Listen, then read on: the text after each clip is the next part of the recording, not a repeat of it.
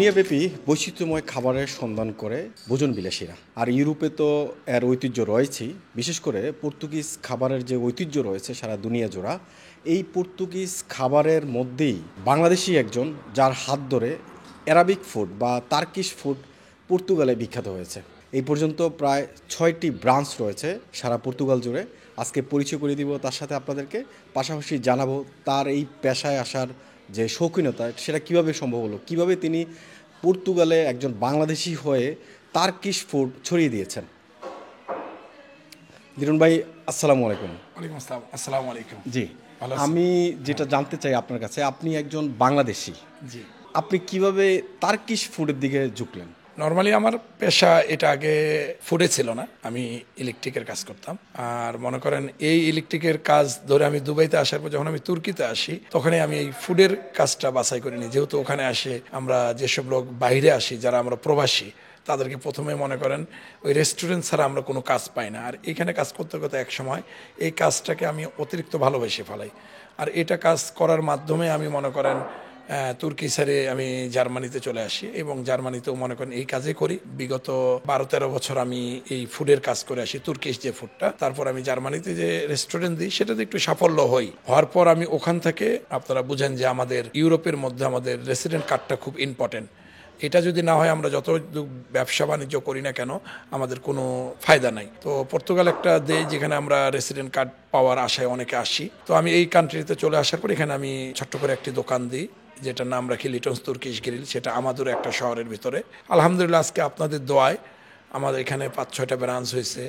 সব থেকে আপনি যে এখানে আসছেন এটা আমার হচ্ছে Liton Turkish grill restaurant and community centre, আর বাকিগুলো হচ্ছে আমাদের রেস্টুরেন্ট, ফাস্টফুড, এগুলো মিলে আমরা এখানে আলহামদুলিল্লাহ অনেক ভালোই আছে। আচ্ছা, আমি যে দেখলাম বিশাল বড় এরিয়া নিয়ে, এগুলা ম্যানেজমেন্ট করতে বা এগুলাকে পরিচালনা করতে কোনো সমস্যা হয় নাকি? না, কোনো সমস্যা হয় না। তবে প্রথমত আমরা এখানে যেসব ছেলেপেলেগুলোকে আমরা নিছি, আমাদের এখানে ইন্ডিয়ান, পাকিস্তান, বাংলাদেশ, নেপাল, এই 4-5 কান্ট্রির লোকজন, সুরিয়ান, এভাবে কয়েক কান্ট্রির লোকজন কাজ করে। সবাইকে আমরা আগে এখানে প্রশিক্ষণ দিয়ে আমাদের কালচারের ভিতরে নিয়ে আসি এবং তারপর কাজ করি। এতে আমাদের কোনো সমস্যা হয় না। আচ্ছা, এই যে পর্তুগিজ একটা খাবারের সমৃদ্ধ এই পর্তুগালে, এই পর্তুগিজদের মধ্যে এই যে অ্যারাবিক ফুড বা তার্কিশ ফুডটা আপনি মানে প্রবেশ করালেন, এটা কিভাবে সম্ভব হয়েছে? মানে কিভাবে প্রথম আপনি কাস্টমারদের আকৃষ্ট করছেন? আমি বহুত, কি বলবো আপনার, বহুত কষ্ট হয়েছে এই ফুডটাকে তাদেরকে সামনে আনানো। আজও পর্যন্ত কষ্ট করে যাচ্ছি। বিগত 3 বছরের বেশি হইলো এই পর্তুগালে আমার এই ব্রাঞ্চগুলি 2021 থেকে আমাদের এখানে শুরু হয়েছে। আজও পর্যন্ত আমরা 20% পর্তুগিজকে এই খানার মধ্যে আনতে পারিনি। তারপরও যারা মোজাম্বিক, পাকিস্তান, বাংলাদেশ, তারাও তো আমাদের এই ফুডটাকে আলহামদুলিল্লাহ অনেক ভালো চিনে। আচ্ছা, এই সবচেয়ে অথেন্টিক মানে আপনার যে টাইটেল অথেন্টিক, মানে কিভাবে আপনি এই যে ফুডগুলো সংগ্রহ করেন এবং এগুলাকে লাইভ তাদের সামনে উপস্থাপন করেন, এই জিনিসটা প্রেজেন্টেশনটা একদম অসাধারণ। মানে এই যে এই আইডিয়াগুলো আসলে কি আপনি নিজের থেকে বিল্ড করছেন, নাকি আপনি যেহেতু তার্কিশে ছিলেন বললেন, যেটা মানে তার্কিশে এরকম খাবার দেখে আপনি অনুপ্রাণিত, কোত্থেকে আসলে এই অনুপ্রেরণাটা না, পেয়েছেন? এটা আমি নিজে থেকেই অনুপ্রেরণ করছি। কারণ আমি এক এক সময় এক একটা উপস্থাপন করার চিন্তা ভাবনা করি। কারণ আমি চাই যে তুর্কিশ গ্রিল আমি অন্যজনটা কপি করতে চাই না, আমি আমারটাই করতে চাই। আমি যতটুকু লোককে দিতে পারবো তাদেরকে প্রেজেন্টেশনটা, আমি ততটুকু তাদের কাছে আপ্যায়নটাও বেশি ভালো পাই। আমি তুর্কিতে যে কাজগুলি করতাম, হেল্পারই করতাম, ছাগল কাটতাম, গরু কাটতাম, রান্না করতাম, তাদেরকে দিলাম। আমরা কখনো বাইরে আসিনি, কিন্তু যখন আমি রেস্টুরেন্টে নিজেই দিছি, আরো বড় বড় শেফদেরকে আমি ফলো করছি।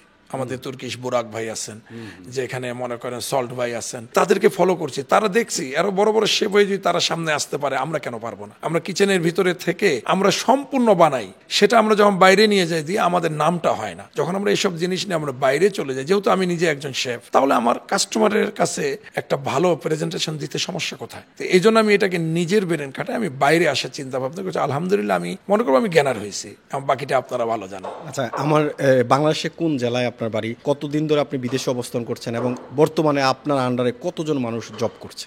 আমি 2005 সালে বাংলাদেশ ছাড়ি। আমার বাড়ি হচ্ছে ঠাকুরগাঁও। এই 2005 থেকে মনে করেন আজও অব্দি এখানে, গত কয়দিন আগে আমি মনে করেন বাংলাদেশে গেছি। সবশেষ প্রশ্ন, মানে আপনার আসলে এই যে 6টা ব্রাঞ্চ হয়েছে, এখন আরও ব্রাঞ্চ করার প্ল্যান আছে কিনা অন্যান্য দেশে, এবং ভবিষ্যৎ পরিকল্পনাটা কি? অবশ্যই আছে। আমি এটা এখন আমার এটা কাজ না, এটা এখন আমার হবি। আমার ভালো লাগে এই কাজের মধ্যে। যেমন এই মুহূর্তে বড় ধরনের একটা কাজ নিয়ে আমরা ব্যস্ত আছি, সেটা হচ্ছে কাতার দোহাতে আমাদের অলরেডি ওখানে কাজ শুরু হয়েছে, আরও 1 বছর লাগবে কাজ শেষ হইতে, যেখানে 1000 পিপল মানে বসার সিট প্লেস। যদি ইনশাল্লাহ আমরা কামিয়াব হতে পারি তাহলে ওখানে আমরা আগামী 2027 নাগাদ ওখানে ওপেনিং করব। এটাই। ধন্যবাদ। Liton Turkish grill and restaurant, একজন প্রবাসী বাংলাদেশি, এভাবে ছড়িয়ে ছিটিয়ে থাকা প্রবাসী বাংলাদেশিরা বাংলাদেশকে কীভাবে রিপ্রেজেন্ট করছে। আজকে লিটন টার্কিশ অ্যান্ড গ্রিল একটা ব্র্যান্ড নেমে পরিণত হয়েছে পর্তুগালের জন্য।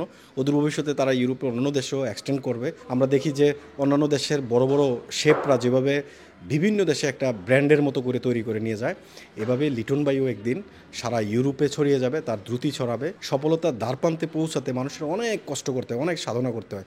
আর যদি অধ্যবসায় আর সাধনা যদি থাকে, যে কোনো মানুষ সফল হতে পারবে, লিটন ভাইয়ের মতো এগিয়ে যেতে পারবে। এটা আমরা যেমন বিশ্বাস করি, তেমনি আপনাদেরকেও বিশ্বাস করাতে চাই। এমআইবি সংবাদ ও সংবাদ সংশ্লিষ্ট অনুষ্ঠান দেখতে ভিজিট করুন www.mibtelevision.tv ও facebook.com/mibtelevision.tv এবং সাবস্ক্রাইব করুন youtube.com/mibtelevision এ। এমআইবি টেলিভিশন, সত্য খবর, সঠিক খবর।